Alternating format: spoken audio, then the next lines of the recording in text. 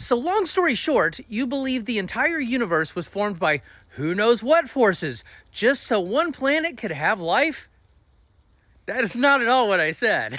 What I said was that I don't believe in anything that we do not have empirical evidence for. I also said that statistically, with the vastness of our universe, that the probability of there being other life out there is probably pretty good. But until I have some actual evidence that there are actual aliens out there, I'm not going to be making up welcome to Earth banners. I understand that every time that I get in a car that there is a strong probability that I could be in some sort of a traffic accident.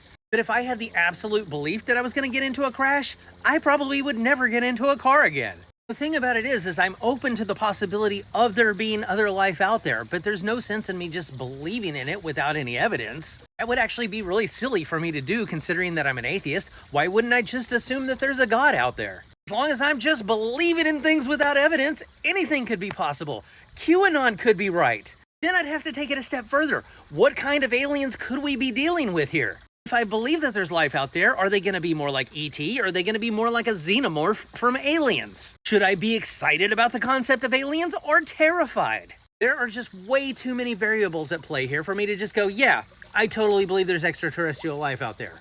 Am I open to the idea that there could be life out there? Absolutely. There's an absolute possibility that I could win the lottery tomorrow, but I'm not going to buy a ticket and just assume that I'm going to win. I'm not going to call up my real estate agent and say, hey, start looking for a villa in the south of France for me. Because it would be silly for me to believe that I'm going to win the lottery just because I can.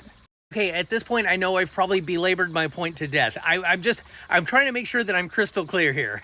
I do not in any way think that this whole entire universe was created for this one planet, in this one solar system, in this one galaxy. It is completely possible that we are here by complete happenstance, and that could be happening all over the universe. So until a gray shows up in my house and says, hey, you want to get on my ship and go for an adventure with me?